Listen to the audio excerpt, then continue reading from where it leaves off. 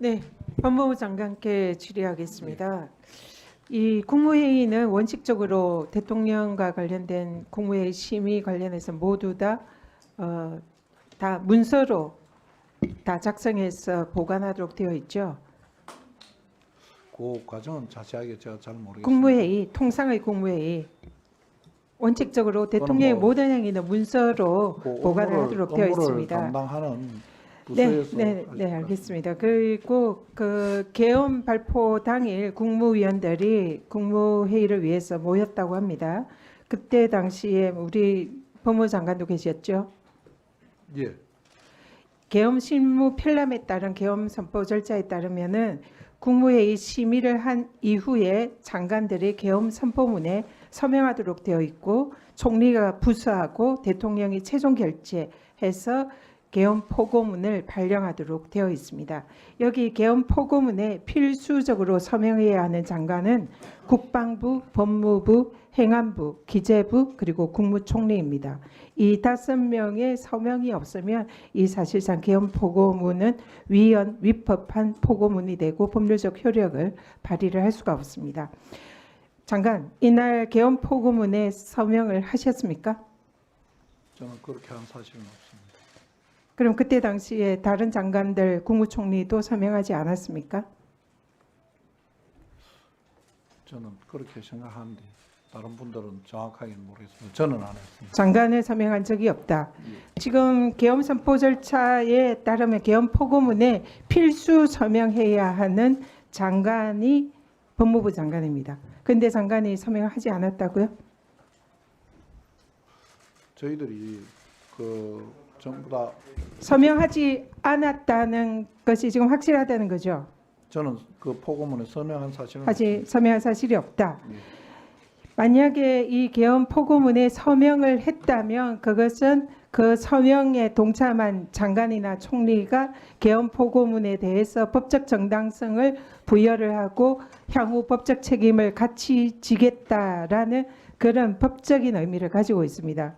근데 만약 장관이 그런 서명을 하지 않았다면 이것은 법률에 정해진 절차에 따른 적법한 계엄 포고문이 되지 않습니다. 즉 계엄 선포는 위법이라는 그런 뜻입니다.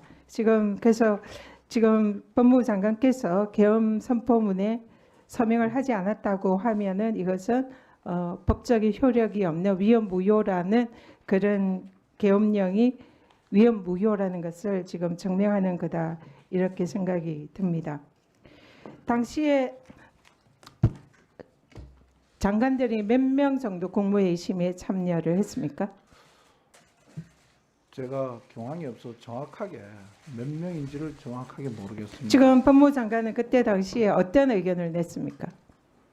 저도 다른 의원들과 같이 다 여러 가지 우려 섞인 이야기를 많이 했었고 총리께서 많은 말씀을 국무위원들 의견을 취합한다기보다는 총리께서 많은 말씀을 하신 것으로 알고 있습니다. 총리는 어떤 의견을 피력했습니까?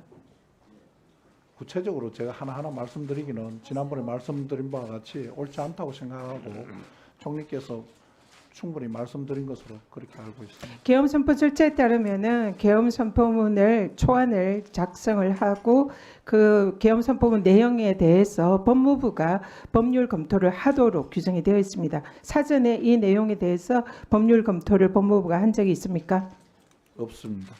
지금 그러면은 전혀 이 법적인 절차를 따르지 않은 계엄 선포였다 이런 뜻이 되는데 사실입니까?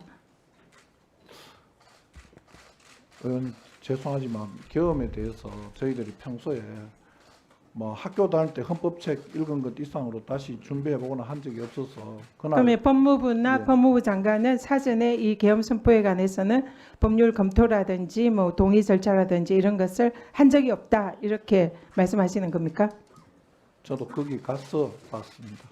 네, 법원행정처장께 여쭙겠습니다. 지금 아까 법원에서 지금 영장 기각에 대해서 많은 의원님들이 지적을 하셨는데요.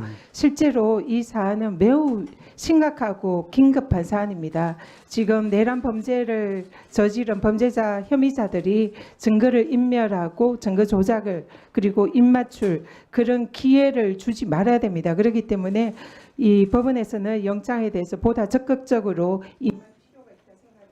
말씀 주시기 바랍니다. 예, 저를 비롯해서 모든 법관들이 이 사안의 중대성을 잘 인식하고 있습니다. 말씀 취지는 충분히 이해를 하고 공감합니다. 좀 더 적극적으로 영장 발부의 좀 원칙에 따라서 임해 주시기를 부탁드립니다. 네. 그리고 공수처장님, 지금 이 사안에 대해서 물론 공수처장께서 직권남용죄를 통해서 관련된 사건으로 내란죄를 수사를 할 수 있다 말씀을 하셨는데 공수처가 사실상 지난번에 김영철 검사에 대한 무혐의 결정이라든지 이런 부분에 대해서 국민들의 신뢰를 잃고 있습니다. 그리고 현재 조직과 인력이 이 엄청난 사건을 감당할 역량이 좀 부족하지 않나 이런 우려도 사실상 제기되고 있는 것이 사실입니다. 그렇기 때문에 공수처가 지금 사건의 이첩을 요청을 해서 공수처에서 이걸 전부 다 수사를 하겠다 이런 것은 좀 과한 욕심이 아닐까 생각하고요. 지금 매우 심각하고 위기에 있는 아주 중대한 사안이므로 이 부분에 대해서 공수처도 국수본과 협조를 해서 수사를 하면 어떨까 하는데 의견이 어떻습니까? 네, 지금 공수처의 인력을 지적해 주신 점에 대해서는 겸허히 받아들이고요. 그렇지만 우리 공수처는 지금 전 인력을 전 검사와 수사관을 투입해서 수사를 하고 있다는 말씀을 드리고요. 지금 이첩 관련해 가지고는 검찰 경찰의 그 문제점을 좀 지적했는데요. 검찰 같은 경우에는 지금 긴급 체포를 해서 구속영장 청구를 앞두고 있습니다. 그런데 지금 국회에서도 논의하고 있다시피 시행령에서 직권남용죄를 규정하고 있고 그 시행령의 적법 여부가 지금 문제되고 있는 것으로 알고 있습니다. 그래서 지금 인신 구속영장과 관련해서 그 수사권 혹시 대상이 아니라고 본다면은 나중에 법원에서 염려하고 있는 바와 같이 그 본안에서 굉장히 큰 적법 절차의 문제가 있습니다. 그래서 그 문제를 우리가 지금 어떻게 지금 해결하는가 하는 굉장히 중차대한 문제를 앞두고 있습니다.